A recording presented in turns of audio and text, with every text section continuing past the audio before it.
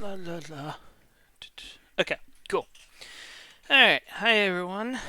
Um, welcome. So let's get this started up. Start. Okay, so just a quick recap. Last week we made this little zombie shooter thing.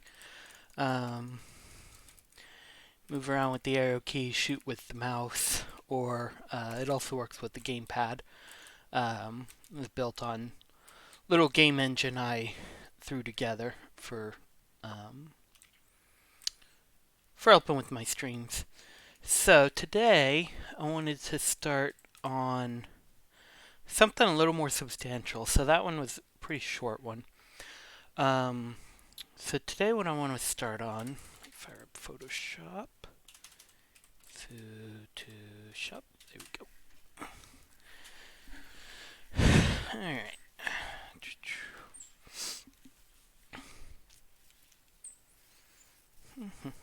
Come on, there we go. New and okay. So I want to make something that basically, so I'll have some, oh,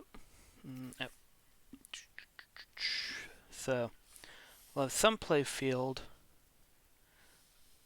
Playfield will be bigger than our screen this time, so we'll actually move around. Um, so we'll have like our screen.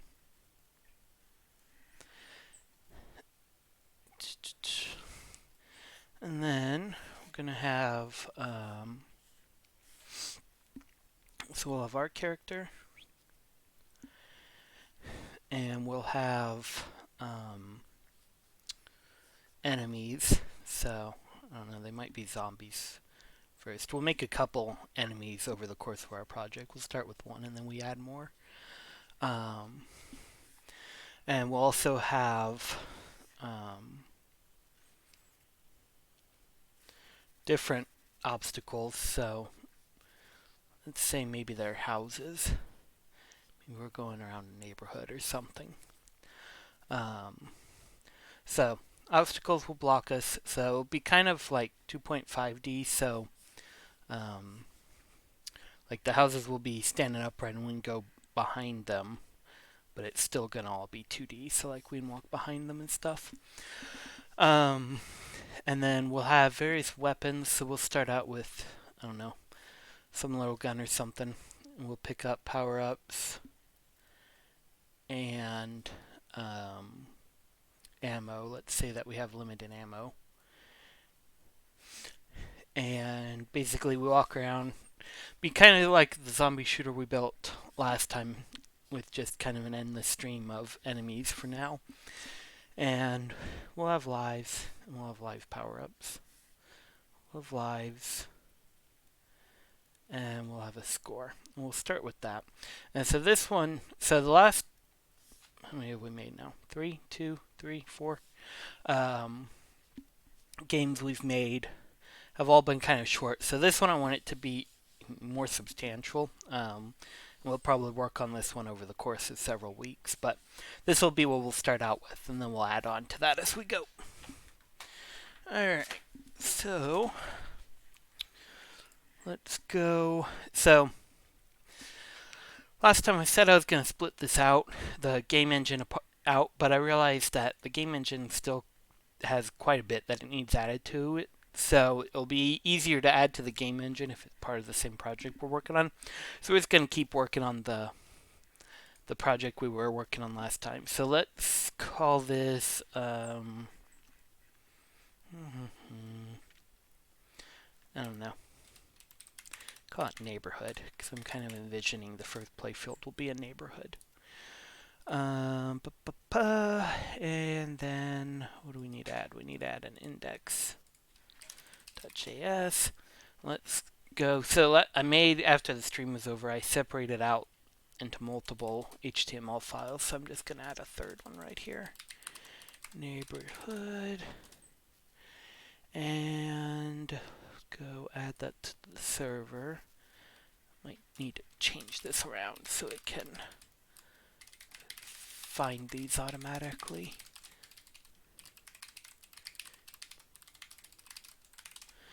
Okay, and then we'll link up neighborhood assets. Neighborhood assets.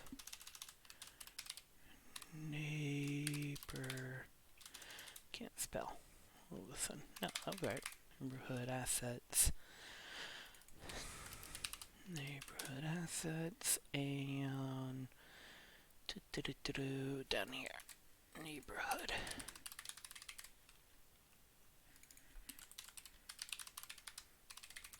Index. There we go. Okay. Oh, and we'll go into here and just give us a quick link to it. Neighborhood.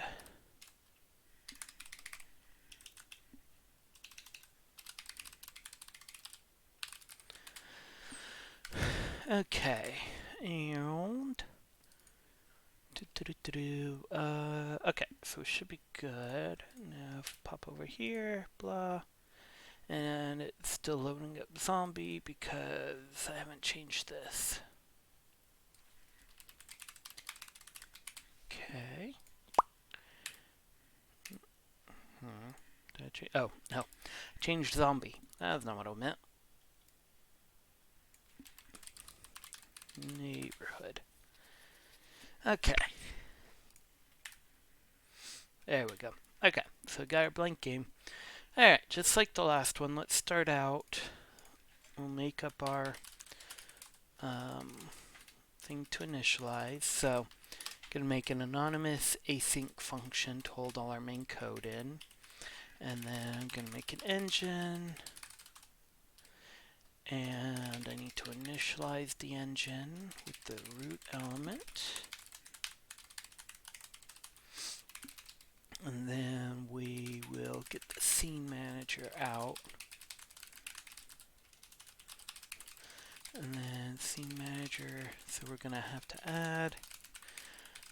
And then we'll, or not create, change to the start. And then engine.start. Alright, and,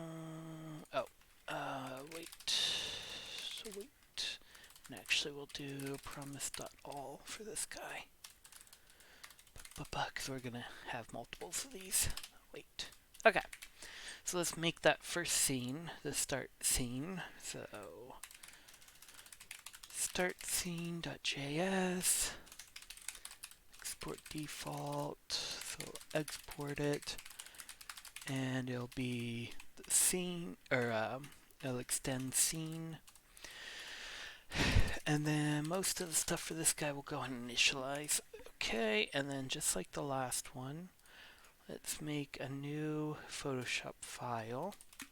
We're gonna save it, or not, save it, there we go, as neighborhood.psd. Okay, and delete, and delete, okay. Alright, and get rid of the white. Come on. Stop being difficult, Photoshop. There we go. Okay, so we'll start out with our title image.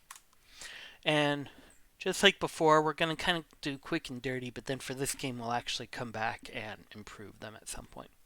Well, improve them to the best of my limited artistic ability. But for now, we'll just go quick and dirty with it. So, let's see. Let's go with, why don't we make this look like the side of a house. Look what color our house is. Let's go bricky. Brick, brick, brick. Let's do a little pink. Nope, come on. Move. Okay. What's that? Weird. Okay. A little more red.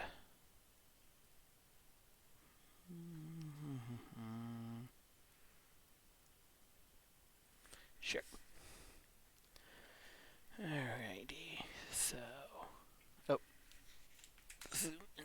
100%. There we go. Alright.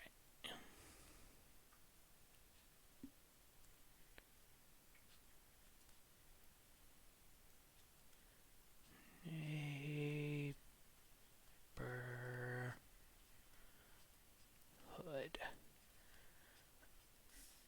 And that's almost certainly too wide. So let's grab it, shrink it down. Control D, Control A, wiggle it a bit so it'll select, bring in the selection. And Control D. Or Control T rather. There we go. Must have been hitting the wrong button. And then hold Alt to scale it. Alright. Oops, now I'm too far in. Alright, good enough. And then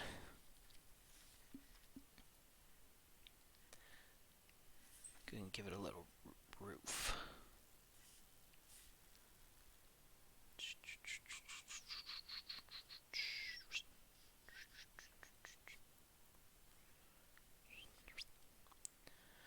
Okay, there we go. That's good for our title image. And then we'll just need to make sure that generate image assets is checked. Sure. And then every time we save now, it'll put those into our neighborhood assets folder. Okay, and then let's make a start button. And okay.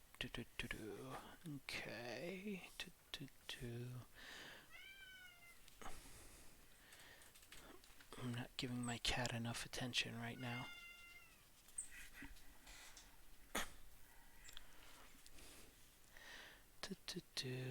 Alright, and some text. Start. Okay, and oh, whoops, I just realized I didn't put that on its own layer. Hang on a sec.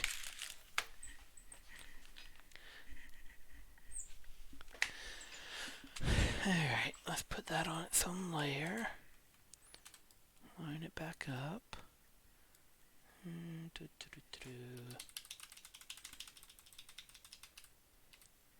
Go. Give a group for these two. Call it start button.png. Drag these guys in there and oops, upside down.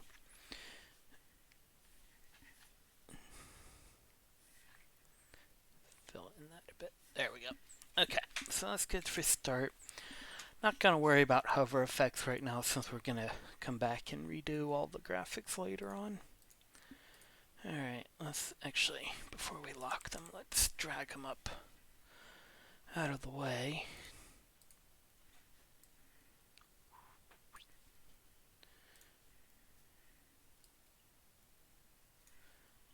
Okay, lock. Okay, so there's our start stuff. Let's flip back to our code and hit save. Save, there we go. So now I should have my stuff in there. Alright, so let's make the title sprite.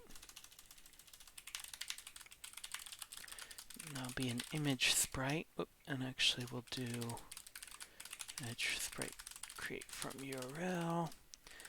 It'll be assets, neighborhood, title.png. And we need to mark this guy async.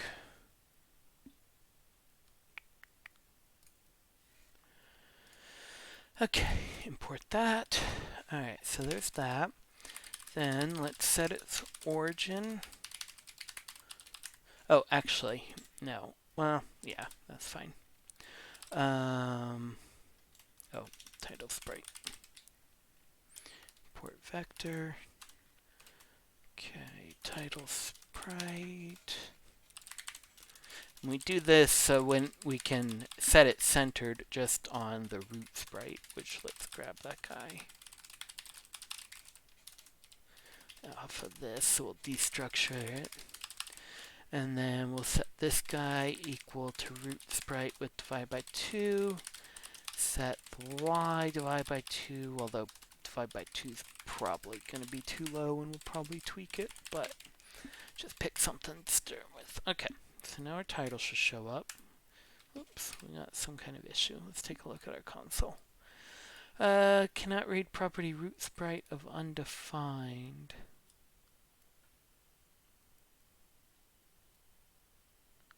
Oh, we forgot to go back here and actually add it. Start, new, start scene. And we're going to need the scene to pass the scene manager into here, so we'll go ahead and do that now. Okay, and let's go ahead. Scene manager, so we'll declare it for private. And when we pass it in, we gotta call super, and then we'll set that scene manager equal to the one we just passed in. Okay, alright, let's try that now. Still something wrong. Cannot destructure property input manager of blah blah blah as it is undefined. What?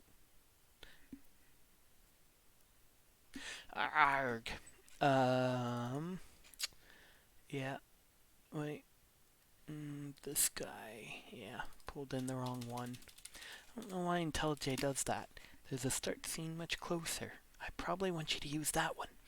Anyways, okay.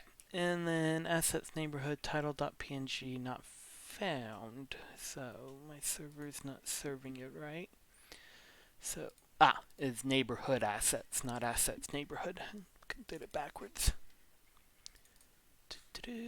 Neighborhood assets. Okay, there we go. And yeah, let's definitely move it up a little bit. Let's try 100 maybe. There we go. That's pretty good. Okay, and then excuse me. Let's make a start button. This will also be an image sprite.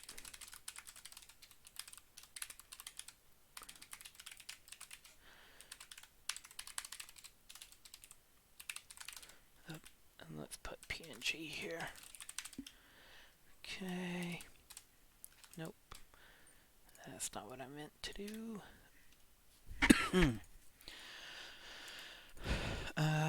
Create. Typo right there. Okay. And, before I forget, let's go up here, do a get enable mouse, return true. That way it'll register mouse events. Alright, just like the other one, we're going to center this guy's origin. But then for the Y, I actually want to put at the bottom. Whoop, and not title.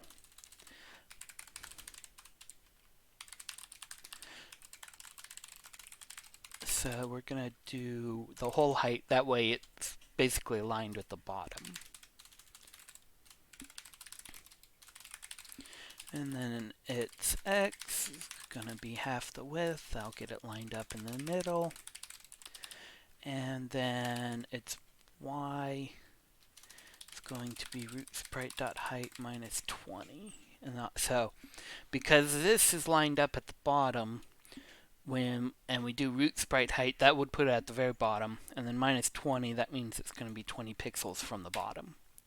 Or, yeah.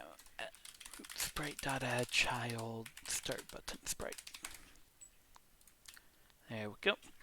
Okay, and then let's also real quick, we're going to set its cursor equals to pointer. That way, when we mouse over it, we'll see how our cursor is changing from the arrow pointer to the hand.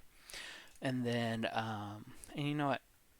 I changed my mind. We are going to make a quick hover real quick. We won't bother with active, but I do want to make a hover.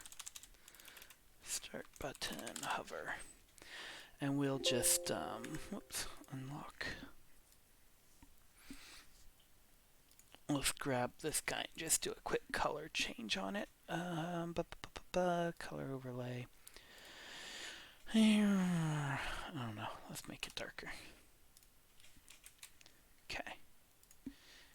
And then all I have to do is come in here and include that URL over here.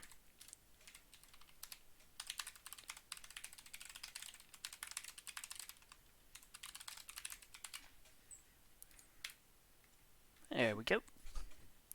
Okay, and then finally, let's add a click event to start button sprite.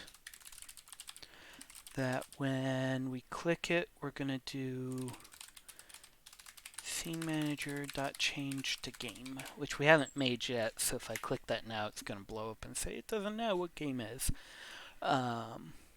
But that's okay. We got wired up. So now let's make a folder for our game for our game scene. Alright, and just like before, export default class game scene. It'll extend scene. And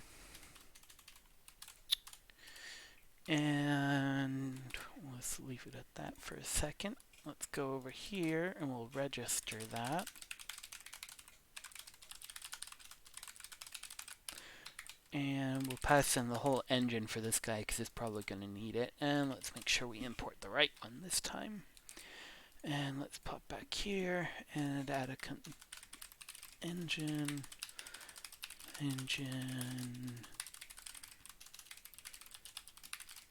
Okay. So now we'll change. Still white screen because our game doesn't do anything. Okay. So let's go and make. So first we'll start out with the game screen itself.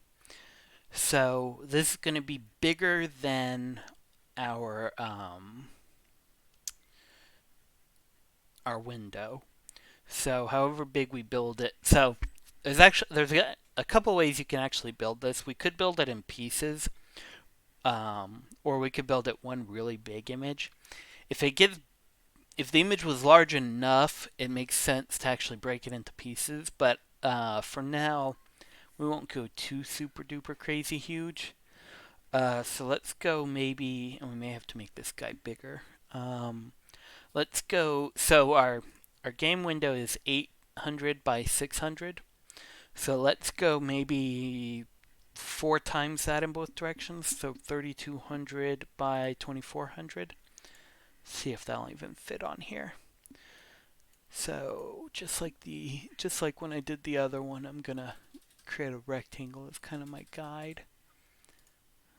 Oops, I know, that's right. 200, 2400, and yep, it needs to be a lot bigger. Jeez.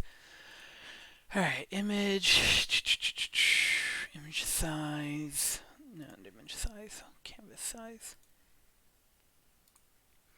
Let's go 4,000 by 4,000. Give us enough room. My cat is not being given enough attention. Hang on a sec, guys. I'll be right back.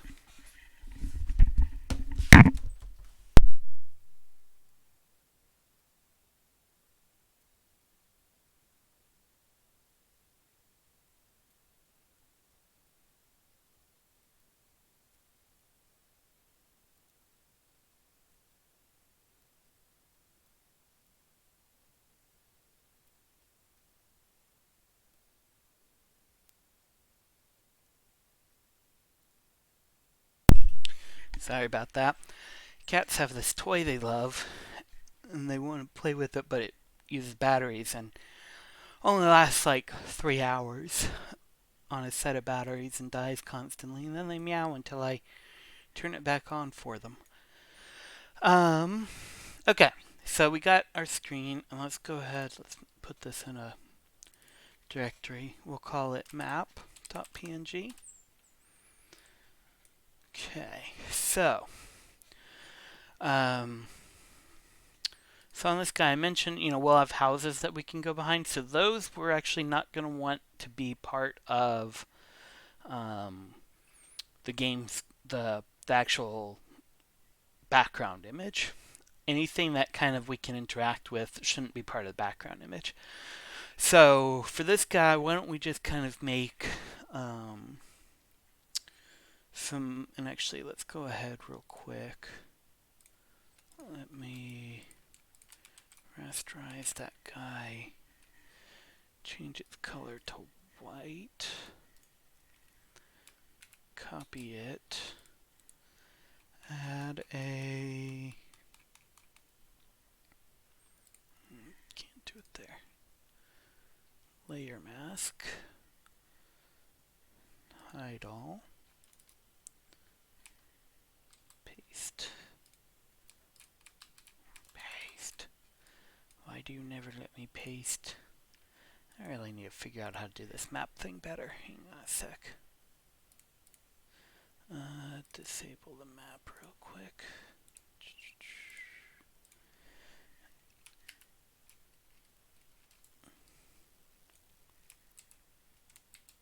Okay. Now, enable. There we go. Okay. So now we have our mask. So now if I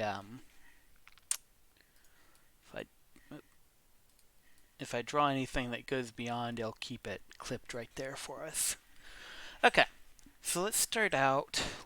So why don't we go for like a so I said neighborhood, so why don't we go with like some roads. So maybe let's crank this guy up a bit. So maybe we have like road here, and maybe some roads going across here. Roads aren't perfectly straight, so maybe like that. And why don't we add actually let's zoom in because oh no, those are about right. Oops. And we'll have like I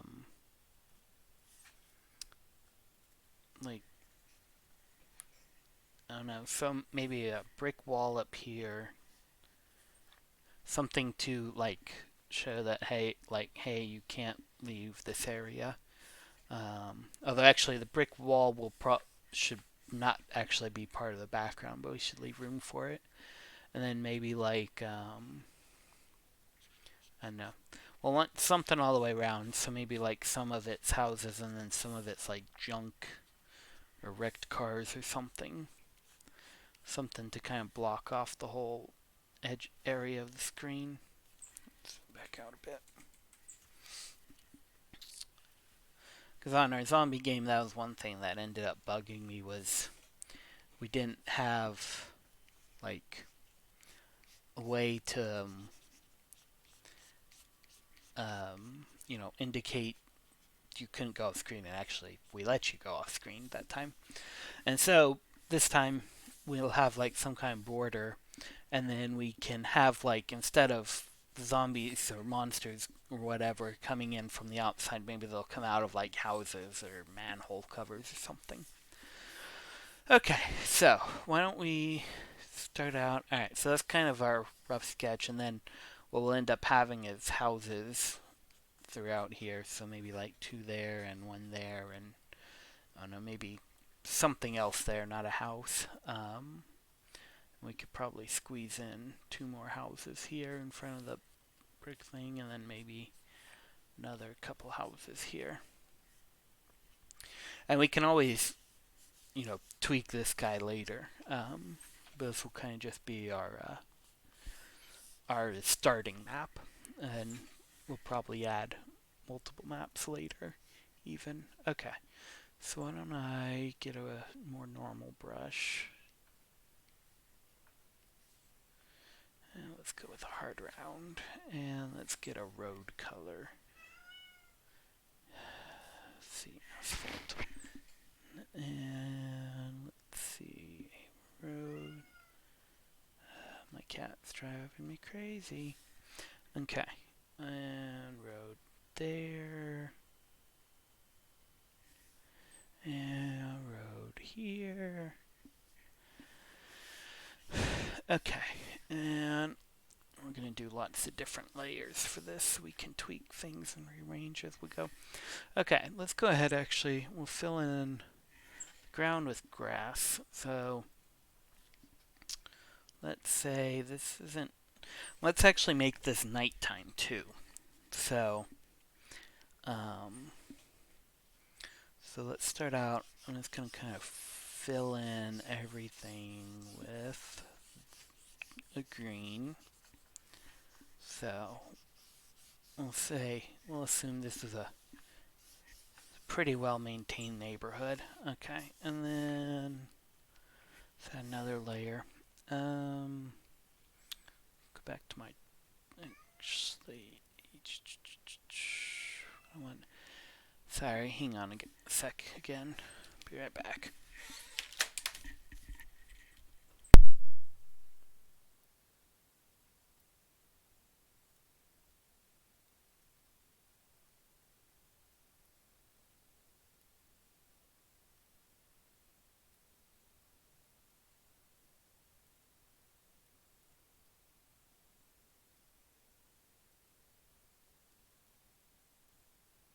Alright, I'm back again. Sorry about that.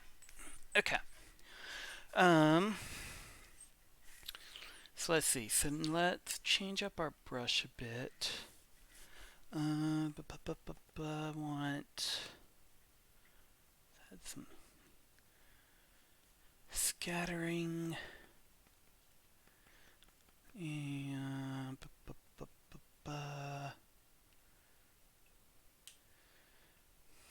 change the shape a bit. That's not bad. Okay. Get bigger. Want to kind of make the grass not quite as completely one solid green color. So let's start out, we'll add a little bit of yellow to it.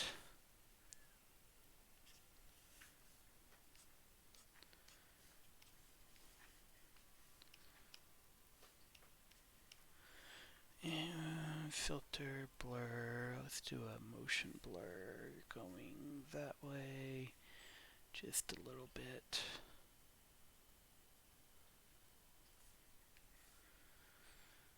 Filter, 3, blur.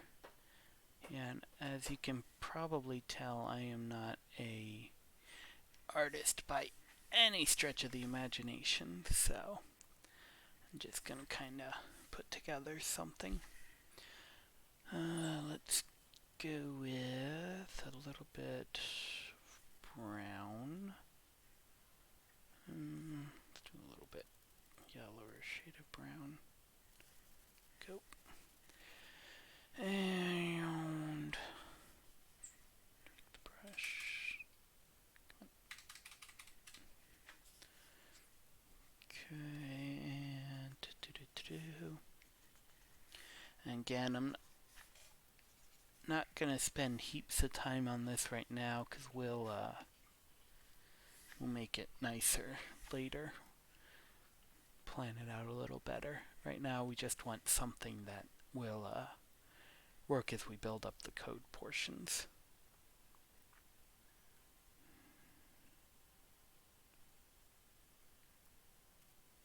Blur. Too much. The pen doesn't like to do like little small movements.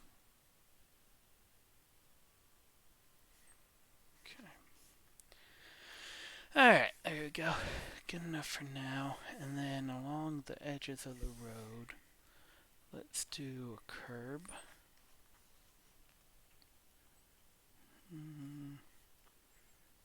Grayer. Okay. And for now, I'm just gonna do. Oh, nope. Yeah, switch back my brush to this guy. It's gonna be too big.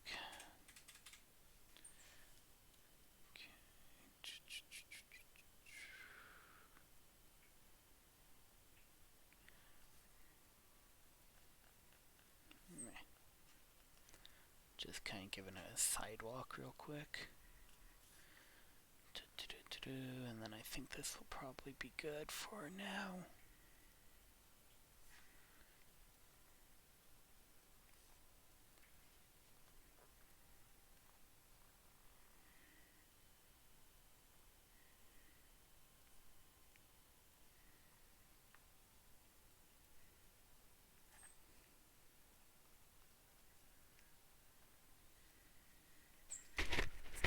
Okay, let's see that at 100%. Yeah, oh, that's 100%. Okay. And okay, so that's good for the map, I think. And then let's go ahead. Let's add the stuff on top of it. Whoops. So one of the nice things about this Photoshop workflow, because I'll export each layer individually, I can actually create things right on top of each other where they're actually going to be, so I can see how they're going to play out and before I even pull them into the code. So let's see. Looking for a red brick. There we go. Okay, so let's start out. Well, first we'll start out with the wall. So actually, let's go with a. Let's do a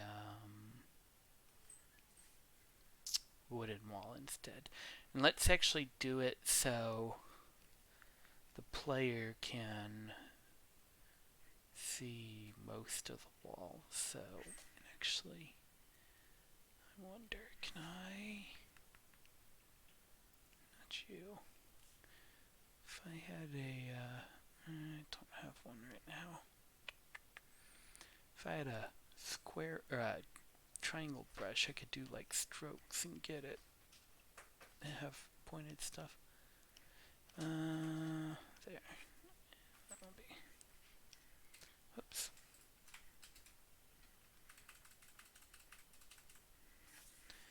Alright.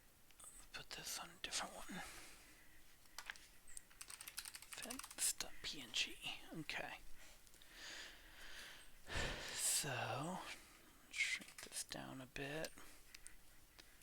Okay, and then we'll just do kinda start it off screen. Oh, actually, let's do this. Let's clone this guy. Fence.png. Oh. Hang on one more sec, guys. Sorry.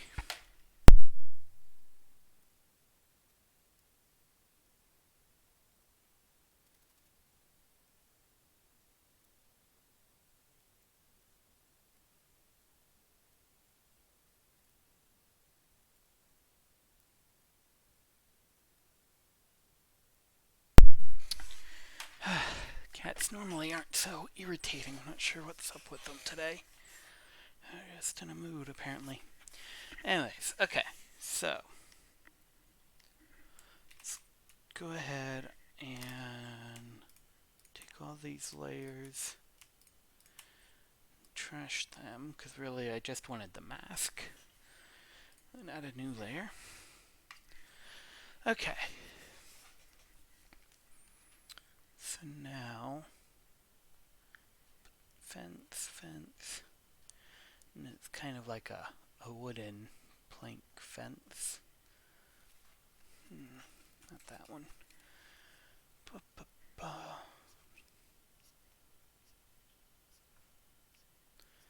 wonder if Photoshop has a way to create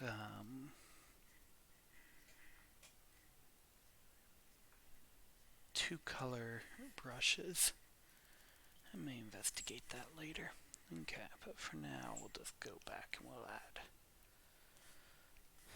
black lines for each of our planks.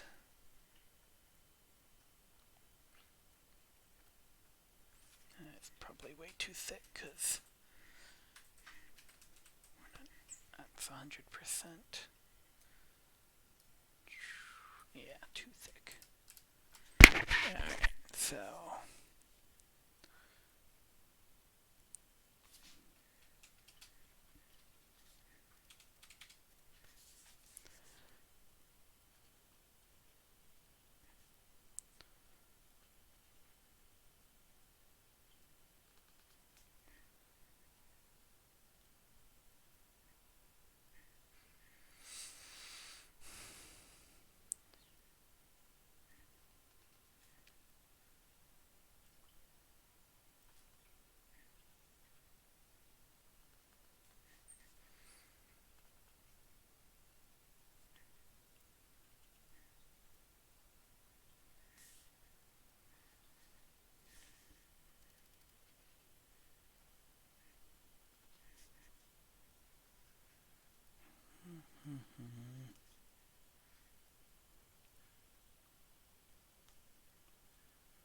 yeah, if I could have had a two-color brush, I could have had it automatically draw this. I bet it has a way to do it. I just don't know how.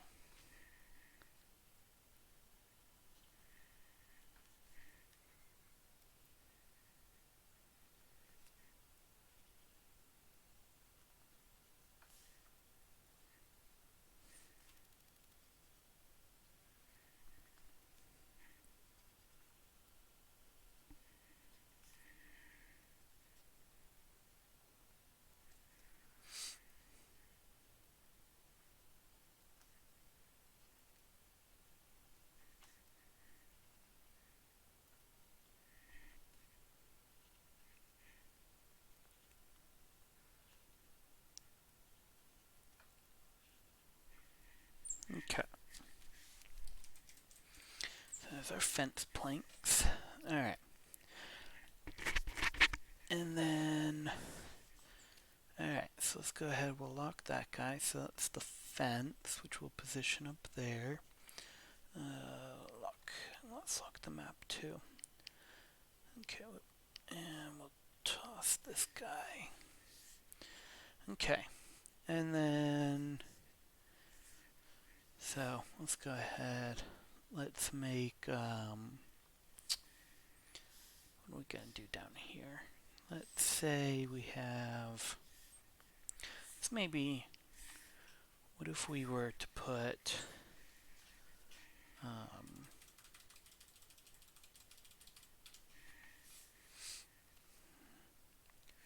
get a house color, kind of a brick color for now. Alright, so what if we had house, then get a yellow,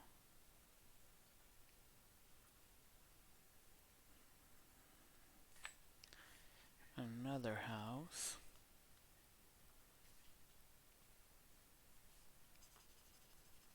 so that house gives us green, and then between those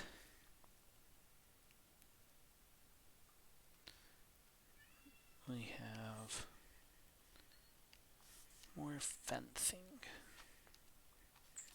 And that's why we can't get out this way.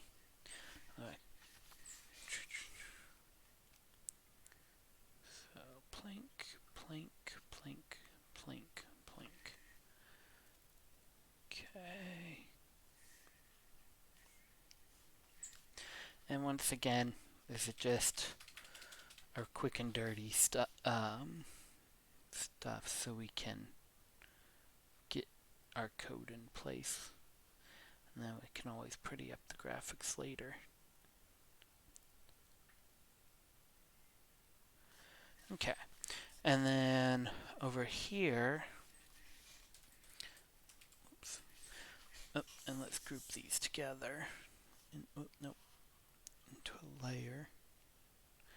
Since this is all one thing, we'll just do it as one one image. Yeah. Um, so we'll do south houses, is what we'll call it. Grab both these guys. Plunk it in there. Okay. And then what if over here, to block our escape this way, we have like a car accident? Yeah, because I can totally draw cars. Alright, so if we have, well, actually, yeah, I think our scale is actually way off. Because if that's our road, even if it was a one-lane road, our car could only be that wide. Whatever. It's a super mega giant car. We'll fix scaling issues later as well. So let's say it's a many car pileup.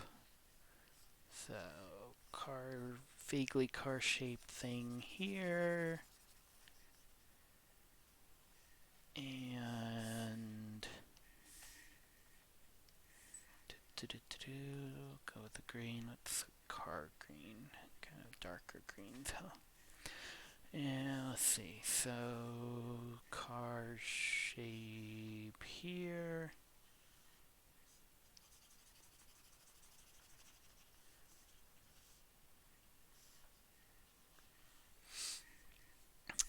And we'll add fire at some point. We'll add some special effects later. Animate them. But for now, let's just throw some wheels on.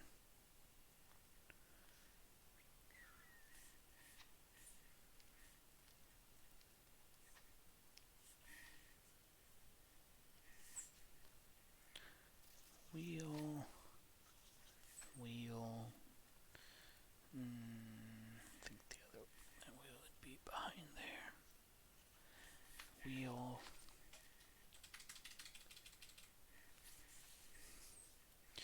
And then, let's see, I kind of think it's like that, like that.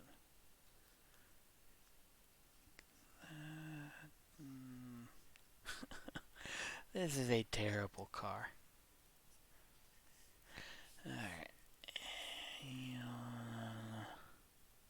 Smushed up front.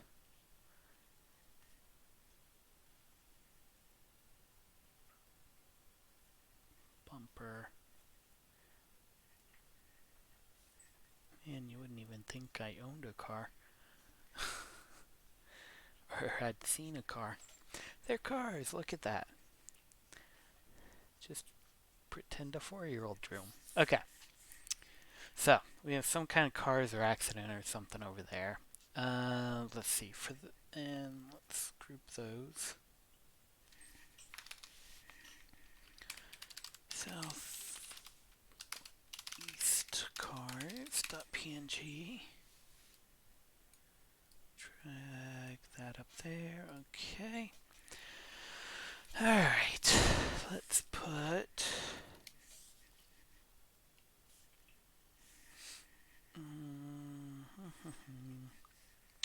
So we'll have another house over here.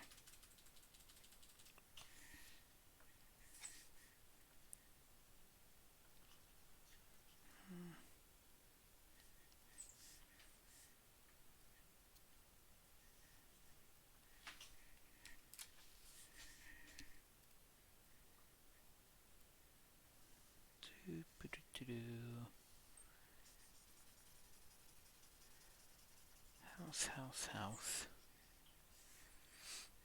Okay, with the roof. I didn't give our other houses roofs, did I?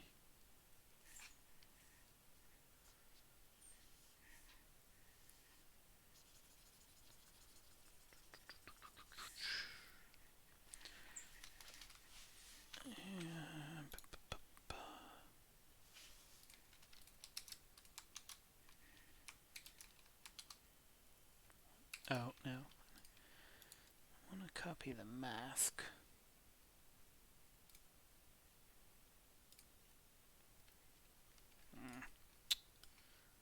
duplicate this whole layer again real quick. Empty everything out again. Put that in there. Rename this easttoast.png. Okay, and then yeah, I totally didn't give those houses anything, any kind of roof. So, oops, I'm even worse with my mouse. Okay. Roof. And roof. There's only one color roof allowed in this neighborhood. Roof.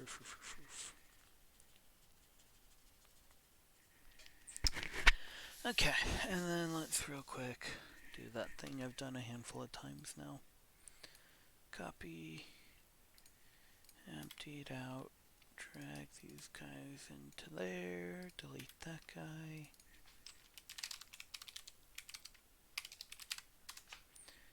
Okay, and then some more houses here. Why don't we just do one house?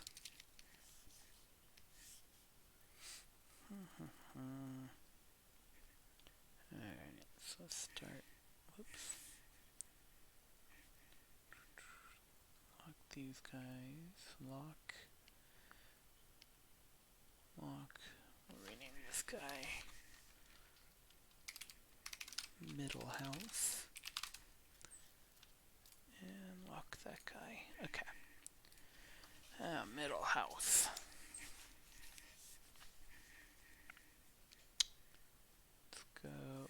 Let's change the color. And greenhouse, why not? Okay, greenhouse.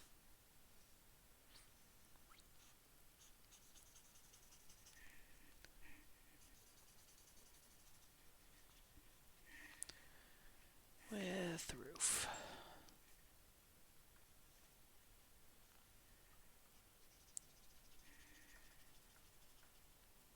Okay.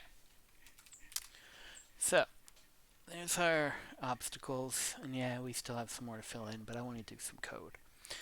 So, what I want to do now real quick, so with the whole 2.5D thing, so basically we're kind of imagining we have some depth here. So like if I have my player, why don't we make player real quick?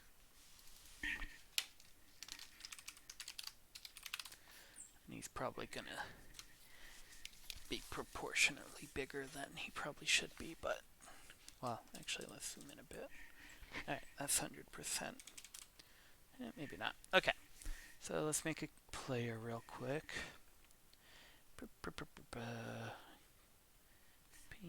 So 2.5D, we're gonna be drawing them basically from the front, essentially. So that's the head. Shrink that down a bit. We got body, and we'll kind of go like, yeah, not sprite based, but kind of that size proportion. So kind of probably 3 heads high, so the body's 2 heads. So something like that, maybe.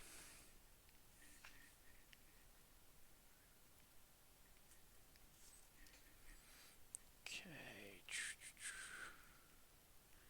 Give him a t-shirt. It kind of looks more like shoulder pads, but whatever. And I like shorts, so let's do shorts. Shorts.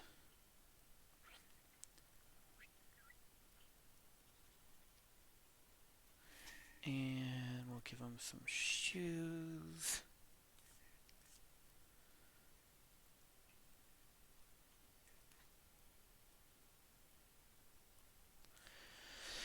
And some hair, which just happens to match his shoes. And I need skin color again. Give them some ears, which should be behind the hair, but I'm being lazy and not doing this in layers, so we'll... Okay, and why not? We'll give them some eyes.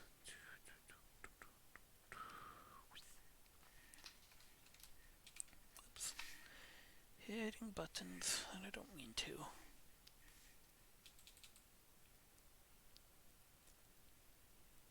Alright, good enough for now. His eyes are radioactive, but that's okay.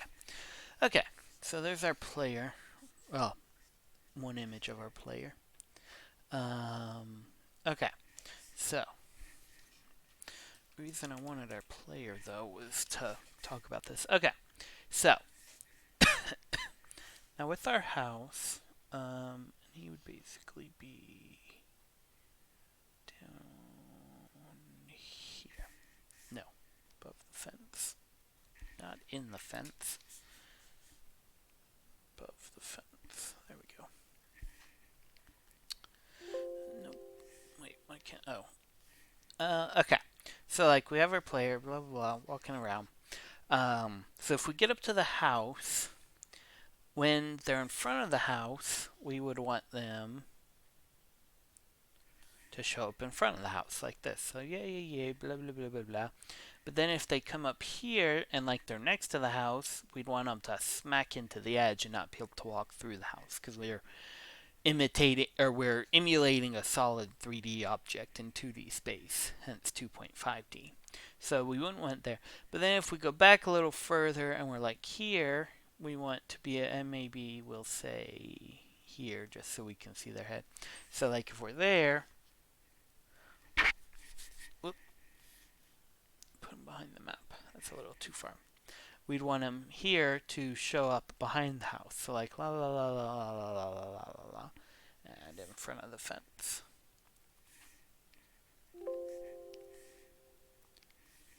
So, like if they got there, la la la la la, and then if we walk down, boom, we hit some kind of solid object again too.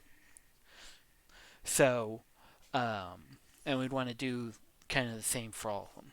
So there's kind of a couple ways we could go about this. One way would be we could just like kind of program in a shape to go with each one of these and then check collision on that shape and blah blah. The easier way is actually if we just go and we'll just create an image for each one of these, and then that image will be what we'll collide against. And if we collide with that image, then we know we can't walk there.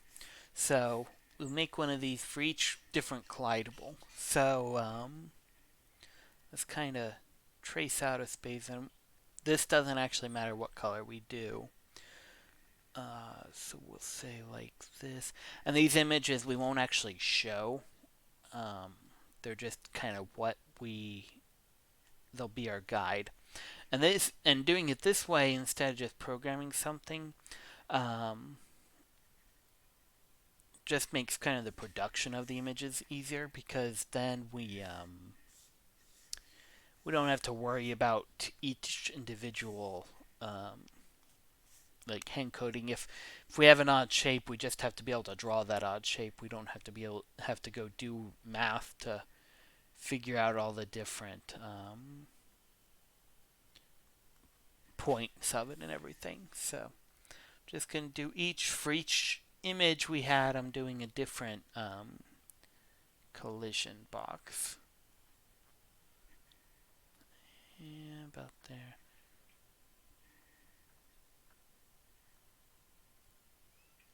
And actually, for this part of it, it doesn't matter because we're not allowing the player to get down there at all. And actually, I'm going to block all of this off.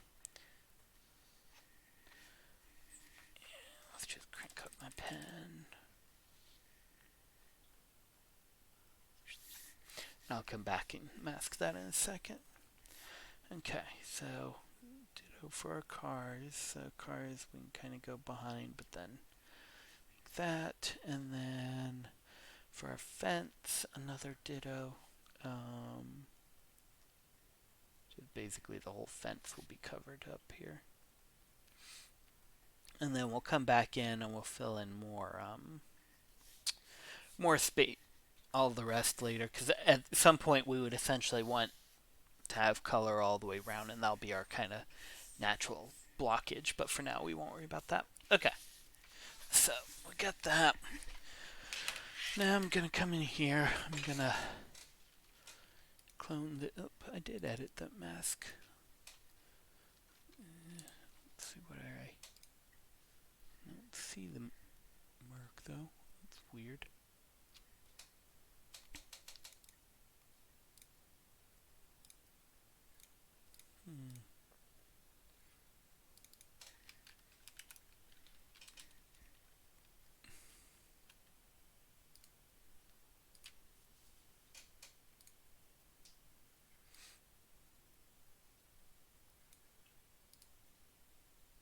Ah, there it is.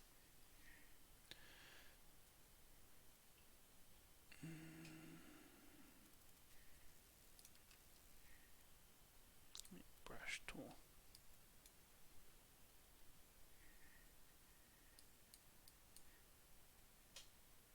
Subtract.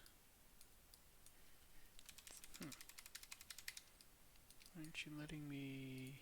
It's not drawing anything.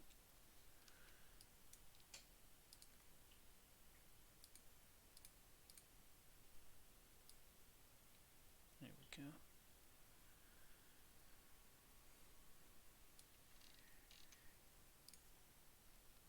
Oh, nope. So put that. Will I make that mark go away? Nope. Minus. There we go. Got into some kind of mode there. Okay. Alright. There we go. Got that cleaned up. Okay. Cool. And then unlock it. How many do we got? 1, 2, 3, 4, 5. So I'm going to duplicate this 5 times. Or not. Oh, wait. There we go. 1. This will be South Houses, not mask, what do we want to call it? South Houses, I don't know, clip. And that's this one. Drag that into there. Okay. And duplicate again. And this is Southeast Cars clip. And drag that one in there. Okay, put that above the cars. There we go. Okay, and then duplicate again. We'll do middle house clip. Empty it out, and that one.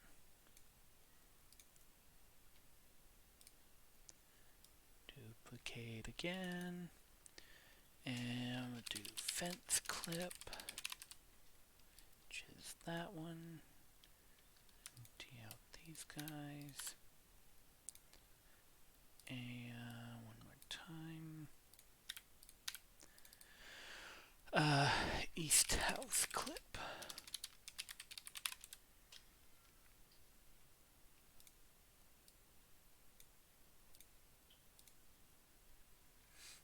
Okay, and I want middle house below the clip.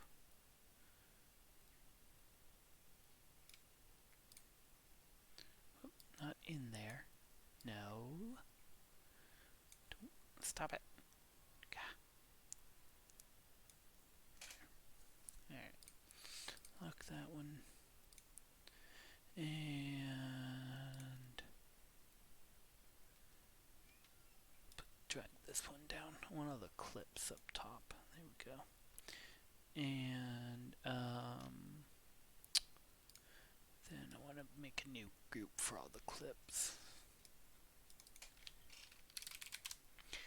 Hopefully it won't output this as one image. I don't think it'll only output images if it has .png at the end. So let's see what it does.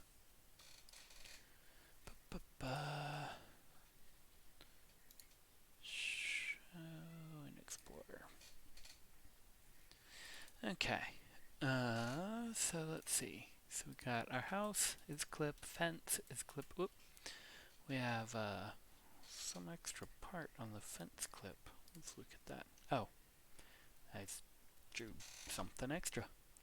Clips, fence, unlock.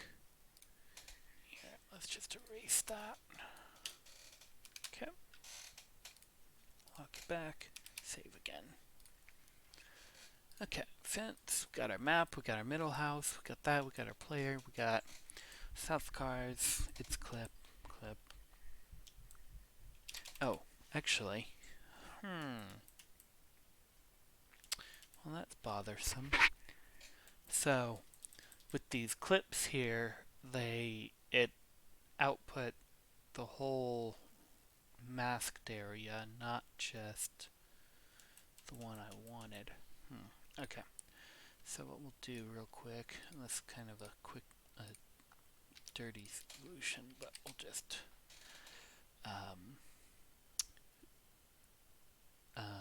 yeah. I merged the layers together. So South these cards clip.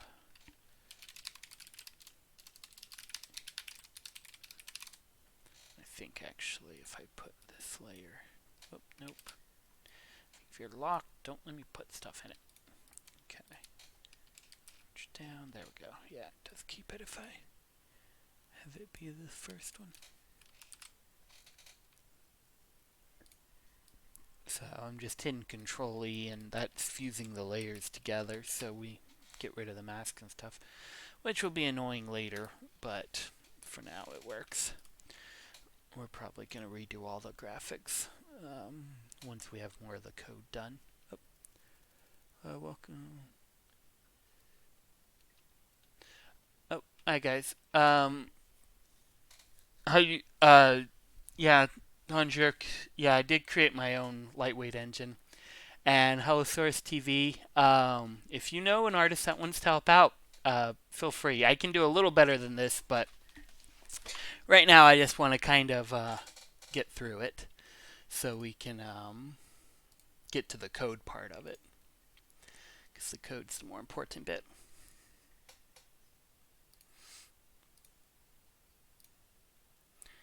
Okay. Okay, merge that down. Oops, nope, wrong button. There we go. Okay, so now, alright, there we go. So now we got our images. So let's go do some code to get this map together. Okay, center game scene. So let's actually, we'll make a new class for the map. Export default class, map extends. We'll just have this extend sprite, and then we'll have a bunch of sub sprites in there. Okay. Alright, so we have to think about how we put these together, because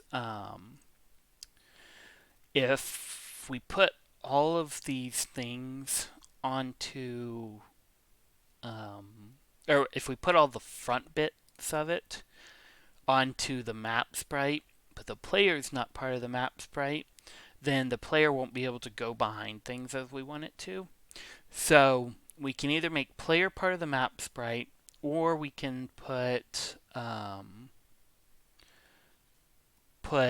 just the other map stuff on there, and then have the obstacles be separate sprites. And I think we're going to go with that one. So the map we're going to we'll give it two things. So we'll give it, one will be the background itself, and then the other, we can go ahead and put all the clip parts down because we're just going to check those clip parts. So we'll move, and as we move, we'll ask the map, hey, am I allowed to move here? And if so, then we'll move there. So let's go ahead. So we'll say, well, first we'll just do the background. So let's put in the constructor. And let's create a static create function and a static async load function. So load function will load all of the images we're going to need, and then create will be responsible for creating everything. So let's create. So most of our others we've just been creating like one image per sprite, but this one we're going to do multiple. So let's do. We'll have the static images object, and then for each one of those we'll well, actually, let's see. Yeah, we'll take advantage of the how do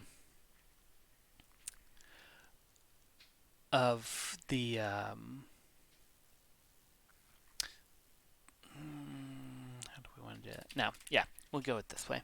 All right, so we'll just do this dot images dot, and let's see. So which ones are we loading? We're loading map.png and then each of the clip ones. So map.png, and we'll do and actually let's do this. Let's make an array. So map.png, then we have east house clip and fence clip.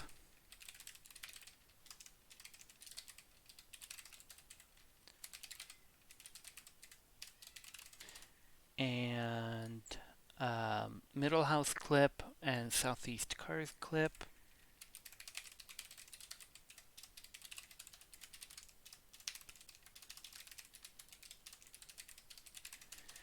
And south houses clip. Okay, I'm going to put these in an array because then we're going to map through each one. And we're going to load it and stick it in our images thing. And file name equals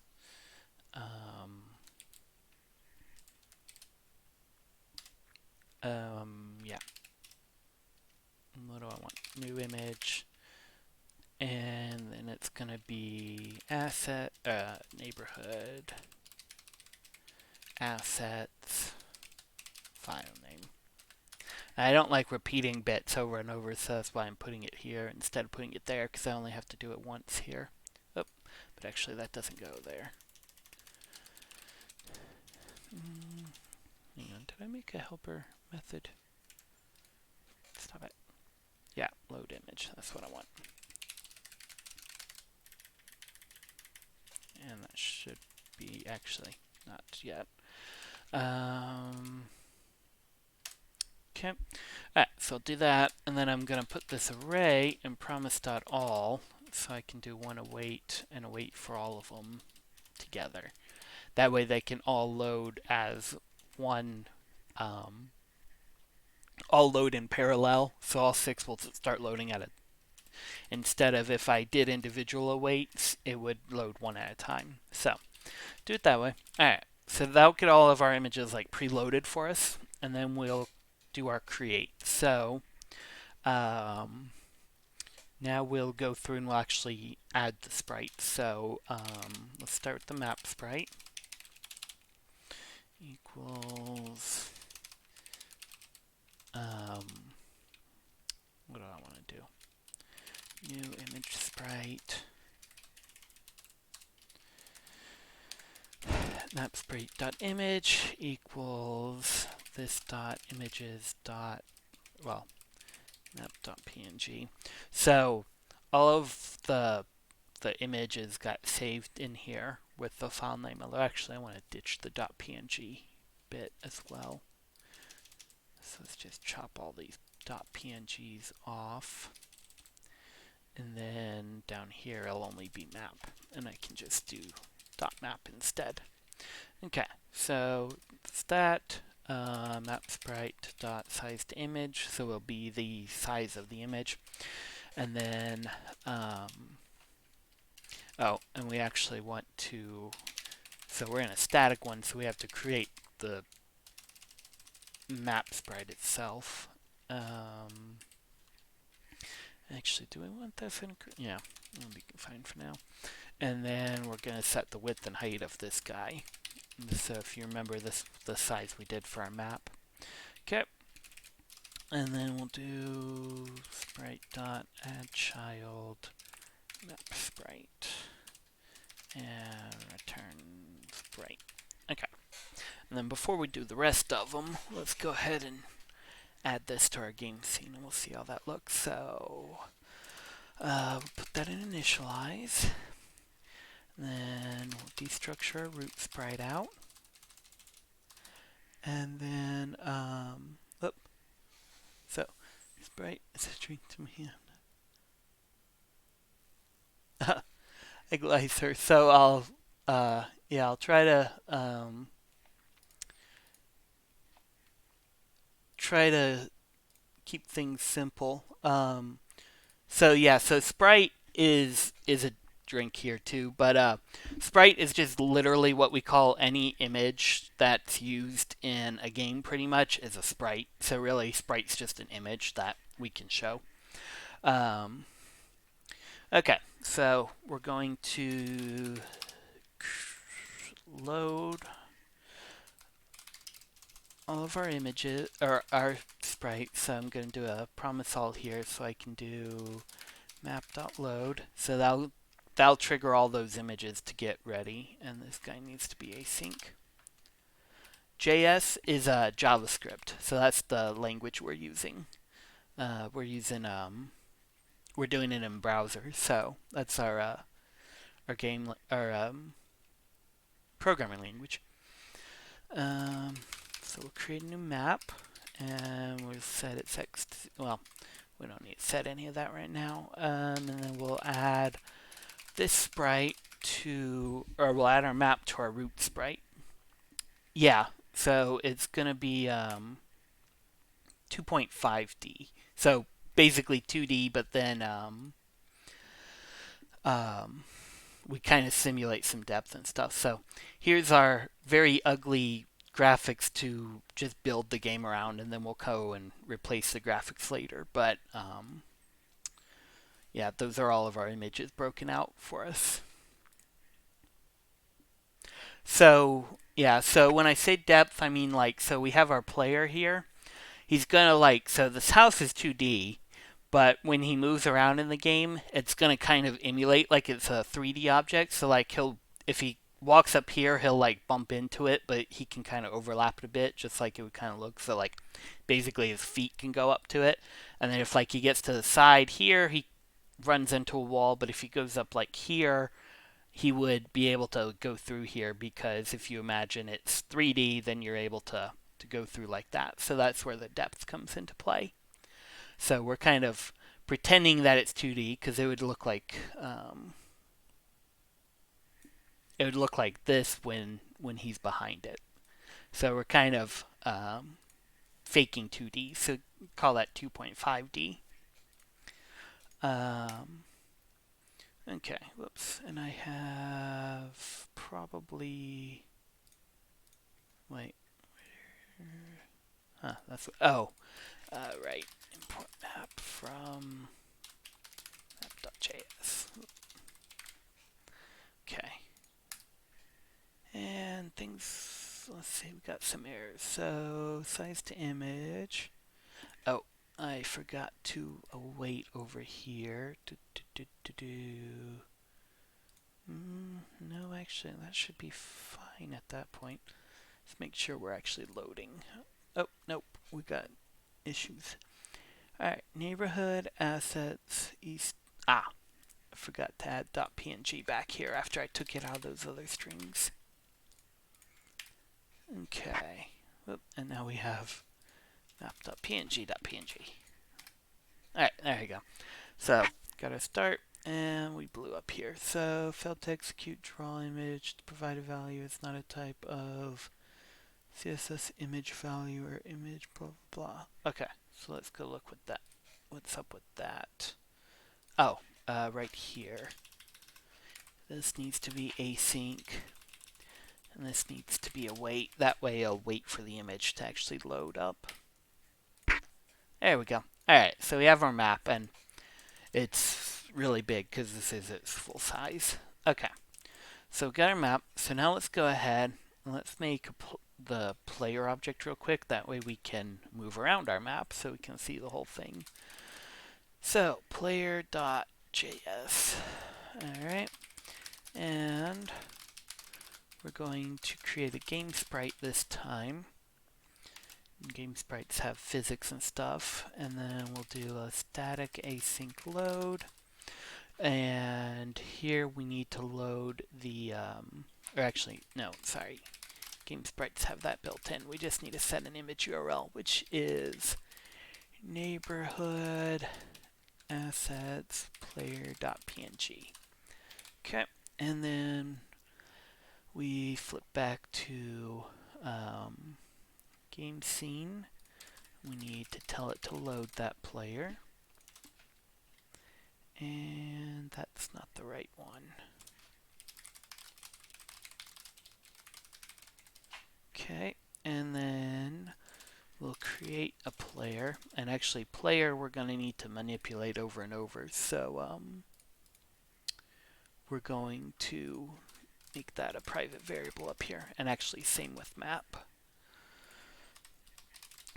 Map equals map, and const player equals player dot create. So that'll create a player for us, and then I'm just going to assign it to this variable for later. And then I'm going to add the player to the scene. Okay, and whoops, can I read width of undefined? And what do we get there? Create. Oh. No, that's right. That should be right. Yeah, I type pretty quick. Okay, let's see. I goofed somewhere here. Alright, so let's see. So first, I want to check. Okay, so I don't actually see the player image loaded, so I goofed up something right from the start here. So image URL. Isn't that what it's supposed to be called? Let's double check. Render sprite, game sprite. Oh, it's not supposed to be private. There we go. There we go. Okay, so we got our player. Our player is huge. Yeah.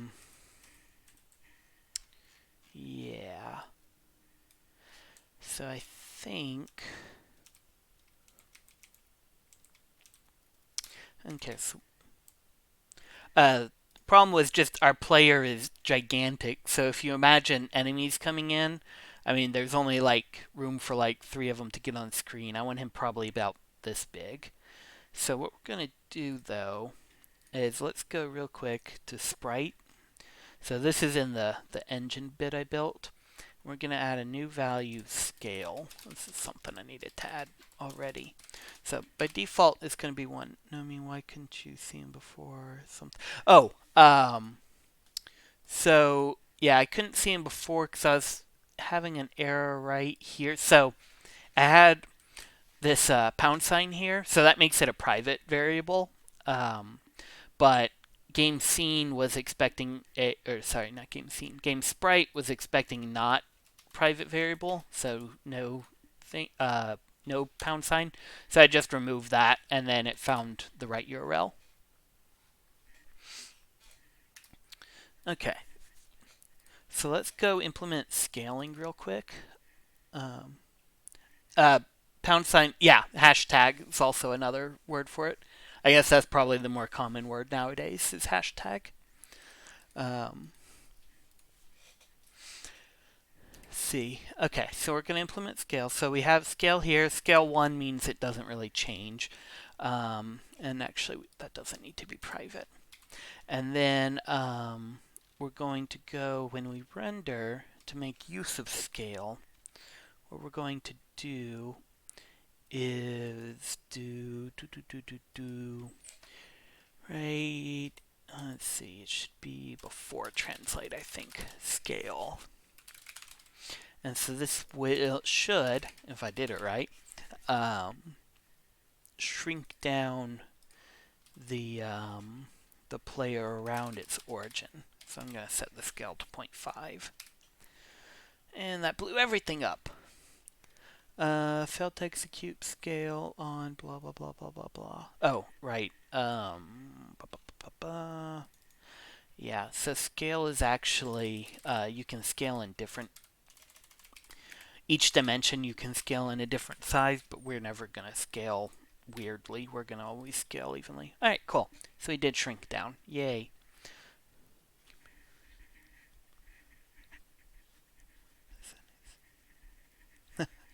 Well, thanks for joining, Gleiser. I'm actually going to call it a night myself shortly, so feel free to check out the recording to see anything you miss. Hi, Hypno.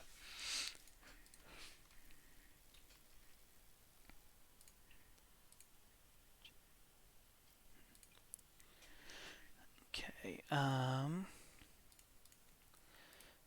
Okay. So we scale it down, and then thanks. They're just placeholder images for now. I wanted to focus more on coding instead of spending 10 hours working on graphics. So once the code's in place, we'll go back and make it look a little bit better. Okay, so now I want to make it so the player can move around. So real quick, first I need to set the origin of the player to be in the center of the player. That way when it scales down, it'll scale down in the right position.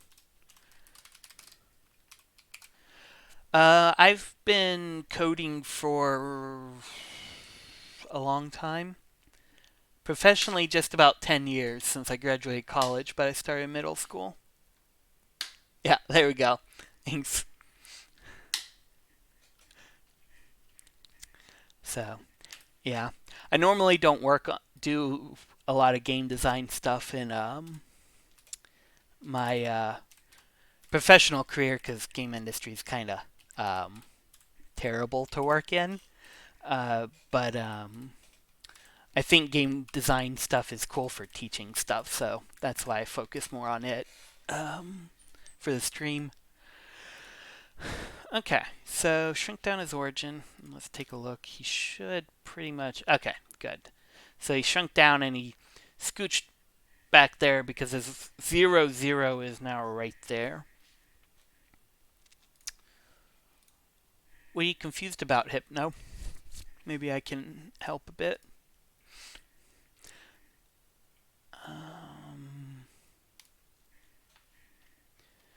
Okay, so I want to put... Oh, Gleiser copied my bio from my page, so that blob he just posted is about me. It's the thing I have on my channel.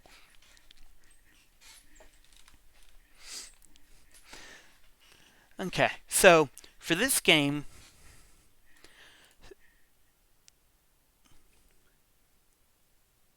thanks, Gleiser.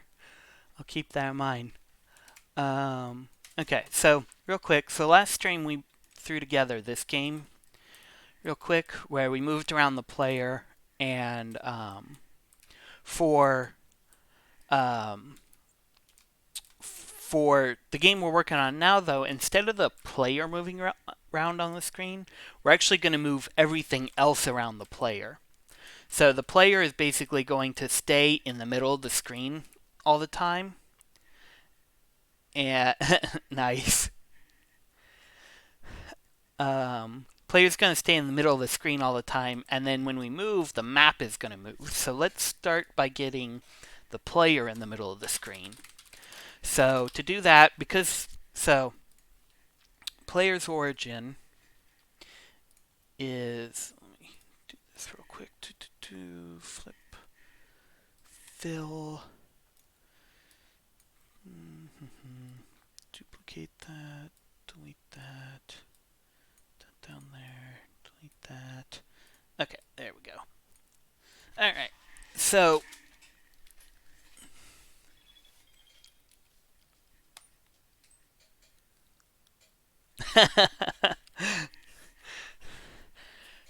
Hypno's gonna go from his cookie clicker to Red Dead Redemption 3 for us. Good luck. Um, so, what we're gonna do for our player is, so our player's origin, need a color other than white. So we have our player, and its origin is in the middle here. So whatever we position him at, it's going to be relative to this. So 0, 0, we'll put him here. So what I want to do is we're going to take the screen, so our root sprite, we're going to do half its width and half its height as it's 0, and that's going to plop him right smack in the middle of the screen. So root sprite dot width divided by 2, this dot player dot y equals root sprite dot height divided by 2.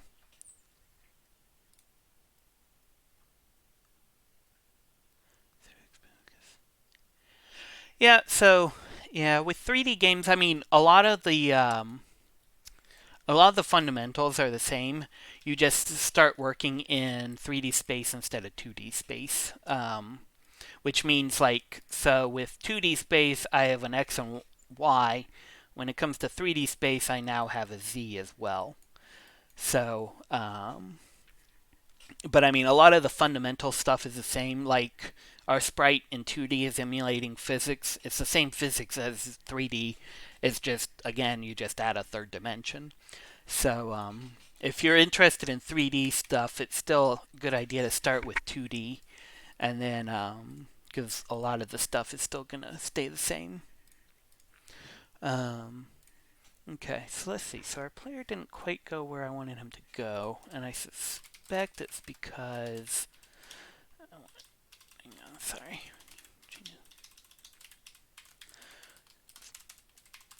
Probably because I didn't implement scale right there.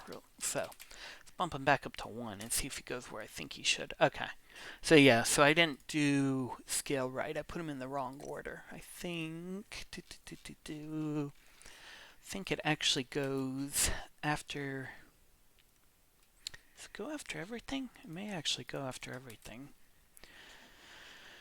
Yeah, you have to get these guys in the right order for them to do the right thing. Whoop, I gotta bump his scale back down. Transforms are always one of the most annoying things. No, he's still off. I need it before... let me think about this.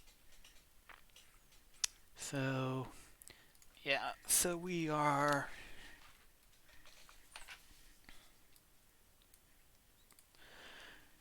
with our character, or with our sprite, so we have our draw space. So when you buy a game like Samsung, you can... So usually with most games with the code, so yeah, Glacier was asking if code comes with CS:GO. So answer is kinda, but not really. So generally, most games are compiled. So basically, that crunches the code.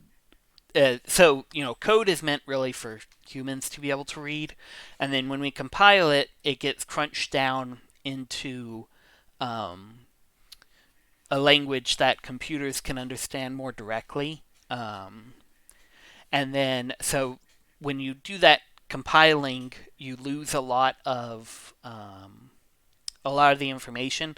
So yeah, the code's kind of there, and you can use what's a disassembler or well, can't really use a disassembler. Yeah, I mean you can use a disassembler, but when you open it up, it kind of looks like gibberish, and you can't really get their actual code. But you can get in there and kind of tweak some stuff. That's like what modders will do, and different engines will be different. Like if you get a game that is built with like the Unreal Development Kit (UDK), those are kind of crunched down in such a way that it's pretty easy to get at some of the stuff and mod it. And then other languages will do it differently. Um, but yeah.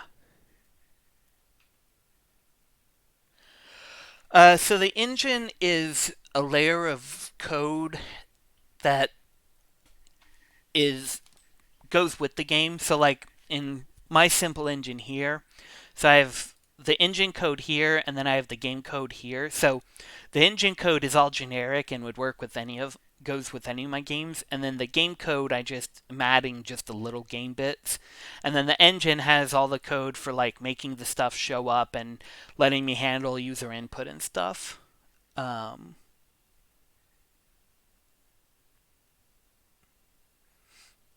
this is how it works. What do you mean, James?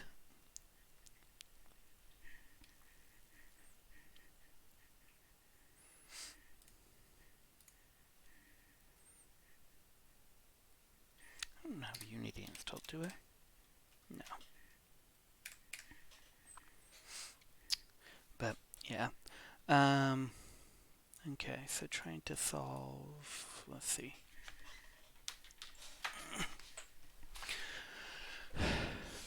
Right games, for example, stipulates that music can. So yeah, there are license. So there's licensing in terms of use and end user license agreements and all those and stuff.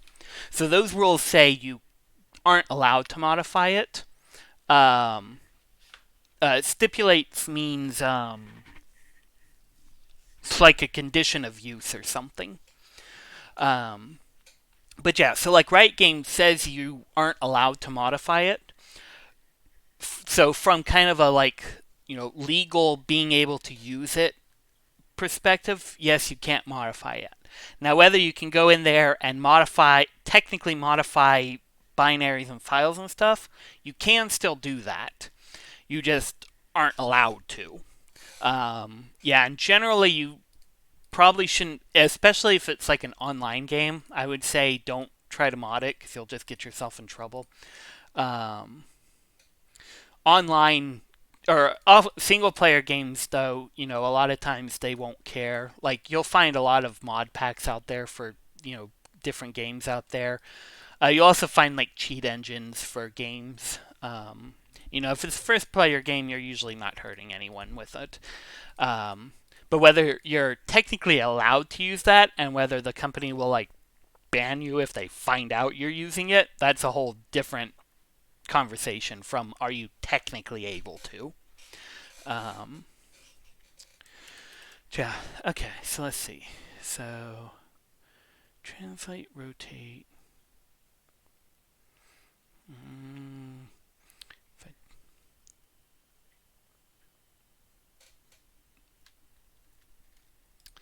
yeah,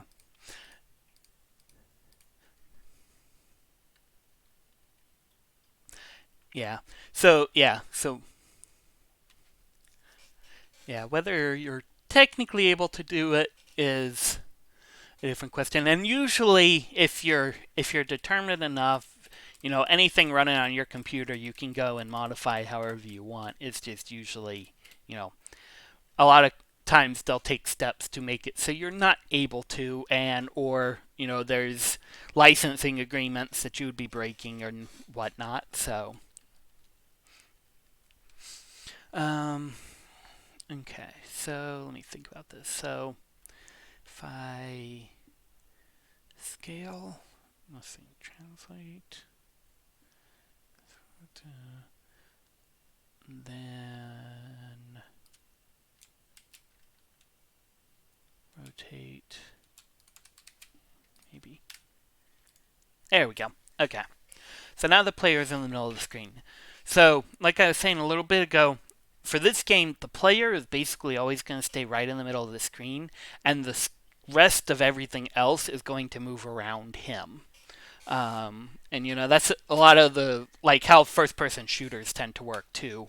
Your perspective with the player is always in the same spot, but as you move, stuff's moving around you. So this is pretty much going to be the same idea as that. So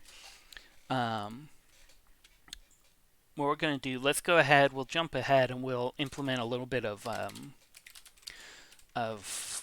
movement for our player so we can see. So going to implement our tick function. So I'm using JavaScript instead of C or C++ simply because I want to. These games aren't really meant to be something I'll like release. They're really more I'm doing this because it's fun and I like kind of teaching stuff. Yes, yes, as James said, because JavaScript is fun. JavaScript is my favorite language, and technically there is a way I can package these up and could actually make them releasable if I so choose down the line. But that's not my goal right now.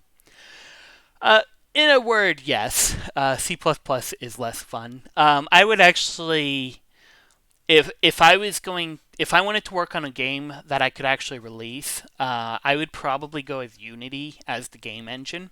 And Unity allows you to use either JavaScript or C# as the programming language.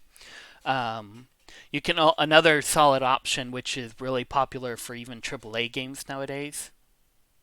Wait, what? What? I have shocked James with something I just said. Yes, you can. Yeah, they technically call it Monoscript, but it's JavaScript or Unity script. Sorry, but it's basically JavaScript. Although it's kind of an older version of JavaScript, they haven't got it up to ES6 standards just yet. But yeah, you basically can. Oh wait, what's this? Long ride off into. Okay, maybe you can't anymore. It sounds like they're starting to deprecate it. Huh, that's kind of sad. Okay, so maybe you shouldn't go do JavaScript in Unity. Huh, I haven't heard that. I don't know if it's fully deprecated or not. I usually personally use C# when I do Unity, but yeah, that's sad.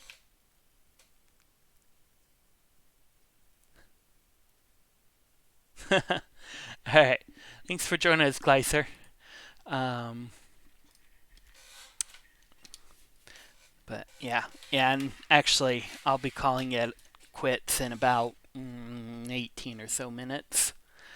Um, but yeah, let's see if we can get the player to move before I pop off, though. Okay, so for each tick we have, let's call this dot player move, and we need to implement player move.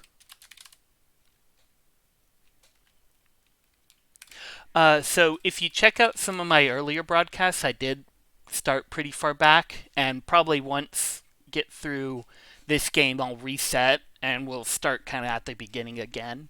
But yeah, check out my previous streams because I start from like pretty far back in the very beginning.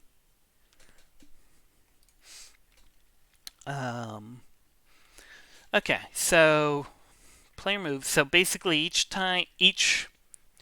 tick, we're going to go check if the player's moving. So we're going to use the input manager for that, and that's part of engine. And actually, it's in scene manager even. And actually, let's do a destructure style. Okay, so we have our input manager, and then if input manager dot is key down keys dot. So let's say let's do left key. We'll do arrow keys for now for controls. So, and let's insert that. Okay, so if the left arrow is down, then and actually I have to think about this. Let me think. So player moves with like physics movement, so we would add acceleration to it and it would move, but we want the player to stay in the middle every time. So I think what we'll do, let's do this. We'll let the player move still. So player dot, well, actually, we need to make a new vector that will change first. So 0. And then, so if we're pressing left, we're going to do acceleration.x plus equal player speed, which we need to go give, well, actually, let me think for a second. How do we want to do this? Let's go to player. Let's give it a player speed. And that'll be its total velocity in however many directions. So let's actually do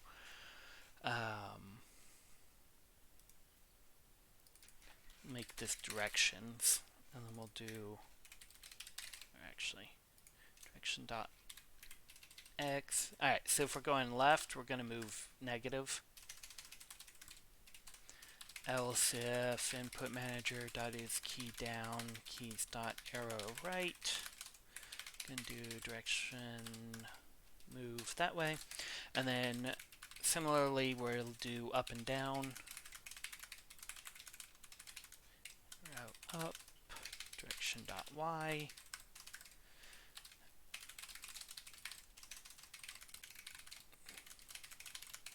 keys dot arrow down, direction dot y equals 1.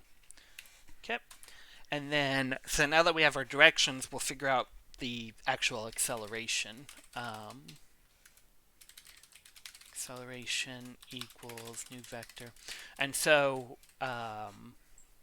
we want the player speed to be total of 100, regardless whether we're moving in one direction or this direction or this direction.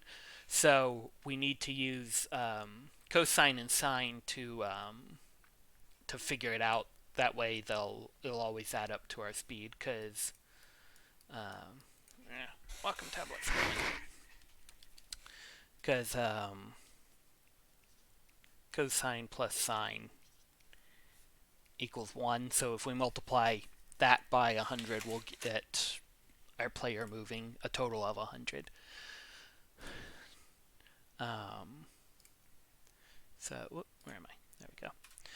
So, and I almost always get this backwards, so we'll see what happens. So player direction, so that's either going to be -1 or 1.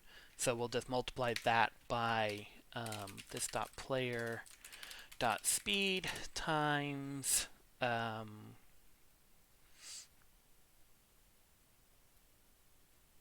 yeah, my brain just broke. What do I need here? I need let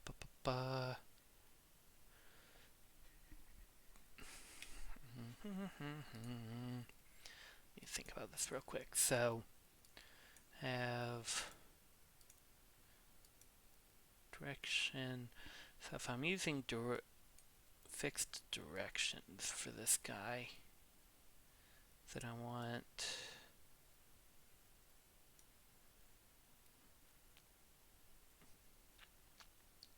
really, I guess we only have 3 possible angles we're dealing with, don't we? Either 0, 90%, or 100, or sorry, yeah, 0, 90%, or 180%, or 80 degrees.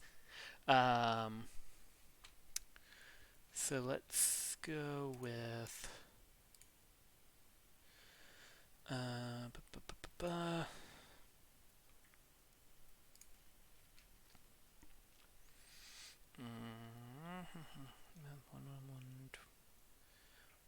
yeah, that should work. So we'll do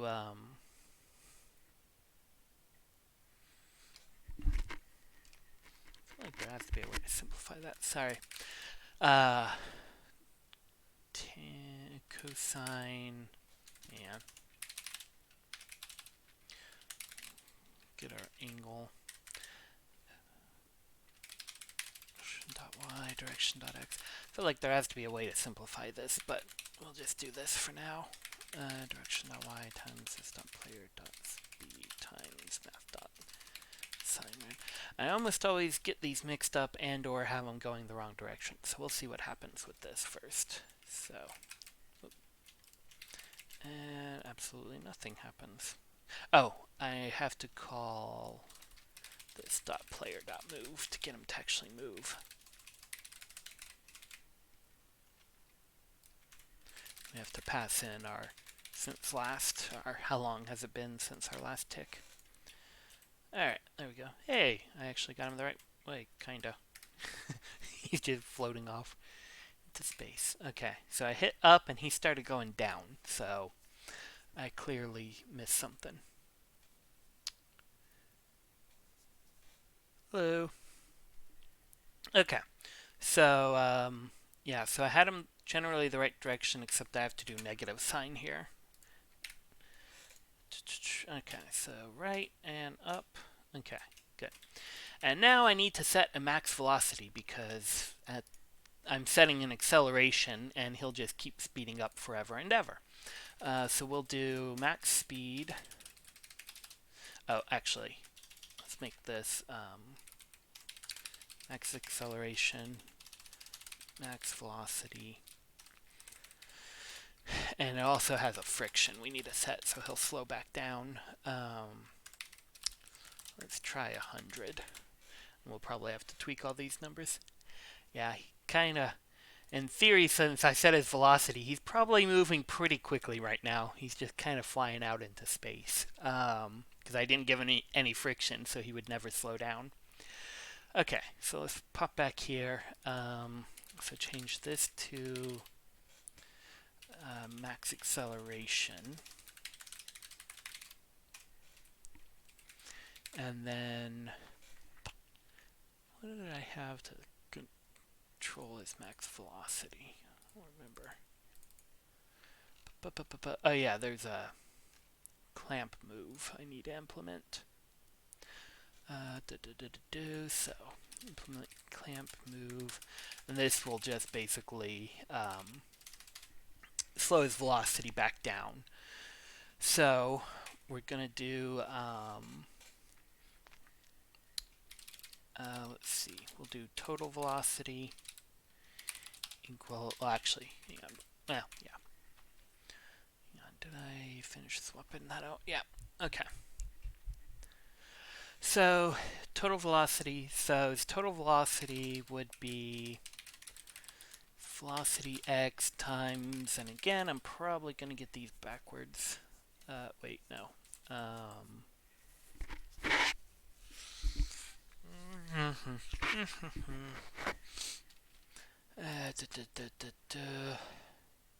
Time, yeah, hang on. Rad equals math.a tan2. So this dot velocity dot y, this dot y, this dot velocity dot x. So that'll give me the angle he's moving at. And the total velocity will be this dot velocity dot x times math dot cosine rad plus this dot velocity dot y times, I think this should be negative, but I might be wrong. So let's just see what this equals right here. And actually, we want an absolute value for that because we just want to know how fast he's moving, not really what direction. Okay. Whoop. He's not moving anymore. Oh, wait, hang on. I have a red squiggly up top, but I don't see any issue. Yeah, that's old. Game scene.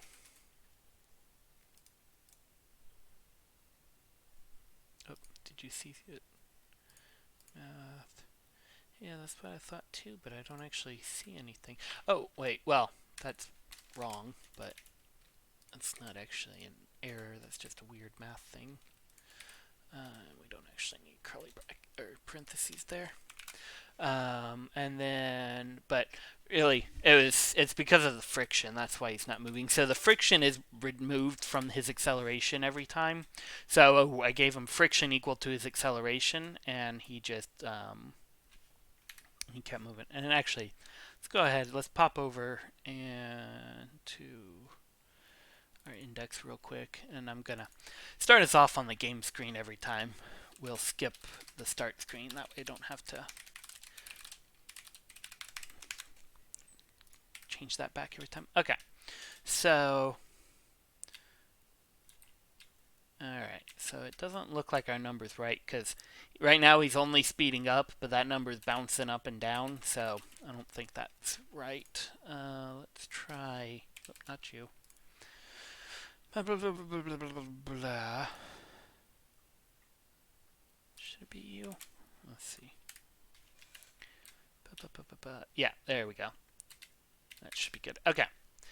So, got a max velocity, so let's add some friction back, and let's crank up the acceleration to compensate for the friction. Okay, there we go. So now he'll get moving, and then he'll come to a stop because friction will slow him back down. Oh, and I just realized I can't actually move left or down. So I got something funky back here. Okay. So let's test one at a time. Alright, so moving right works. Moving left also makes us go right. So arrow right should be 1. Arrow left should be -1. Then we're multiplying the direction. Oh, right. We don't have to multiply the direction because the cosine and sine takes care of that for us. Oh. Now he auto goes. Oh, because 0, 0 is an angle as well. So let's do if direction.x or direction.y. So if either of them is not 0. Okay. So now right, he moves. Up, he goes backwards. Down. Okay, yeah. So I was right the first time with that guy. Okay, so right, up, left, down. Okay, but all of a sudden now his friction isn't slowing him down. That's curious.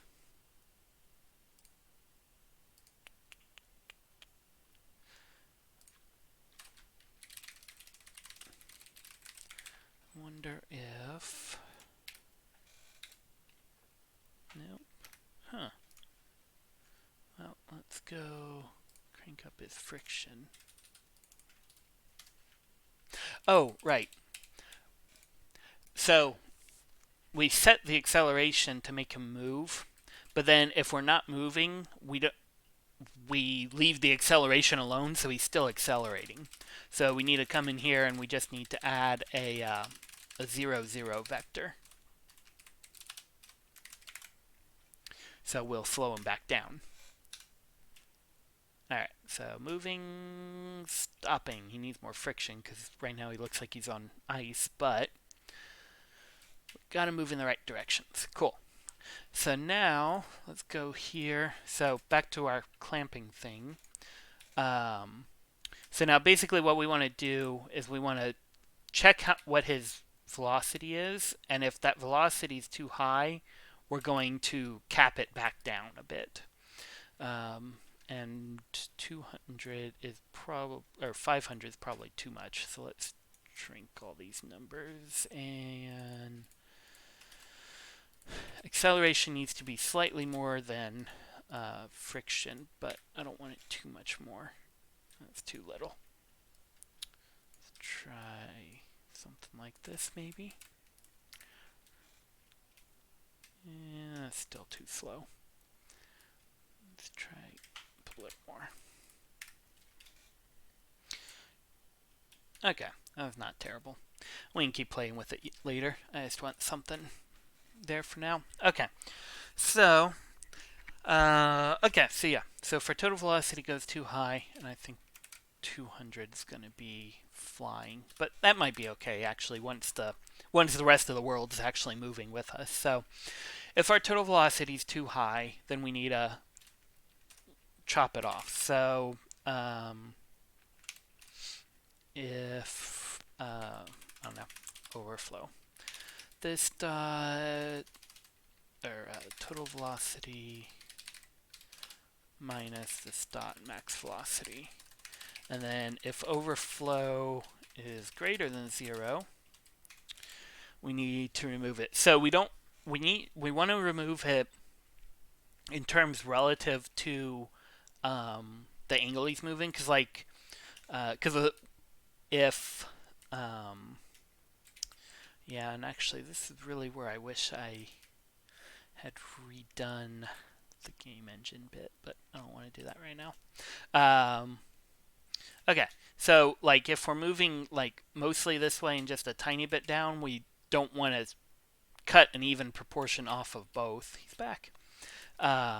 So we'll reduce it based on the angle. So, well, we won't even reduce it. We won't figure that out. We'll just do, because if it's over, we're going to make it equal to the total velocity. So really what we can do is just set it to basically what we did back here, just swap out total velocity and assign it to velocity instead of acceleration. And max velocity. Okay. I'm going to let him fly off. Whoop, hang on. Let's do... I'm going to output this guy on the console again, just so we can see, because he's going to fly off the screen, but we'll look at the number and see if he sticks to what we want. Whoop. Do we have a typo? Quick question, do you know how I can get only the key presses from a specific keyboard connected on JSN Node? Like, you mean you have multiple keyboards connected?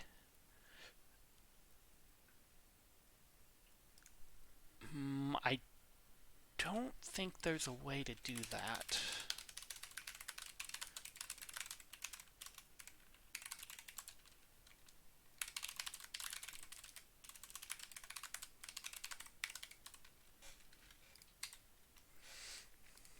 Unless they've added one recently-ish.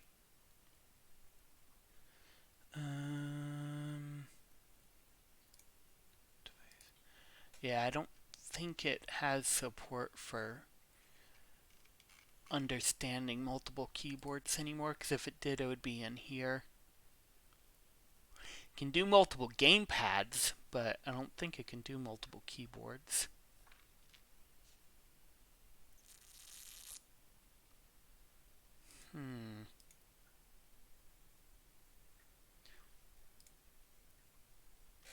Although Node might have something. Node.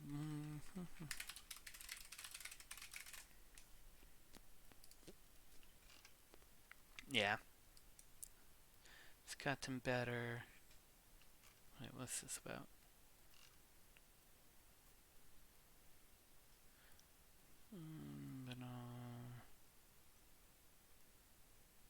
Yeah.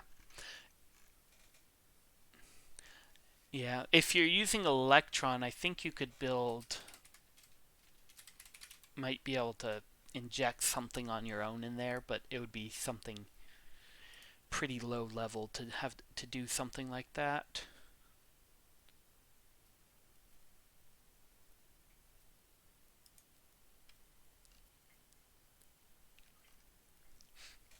Yeah. Yeah, I think you would have to either find someone who's already written it or write yourself something that'll basically extend the engine. Yeah, good luck with that. That's an interesting problem.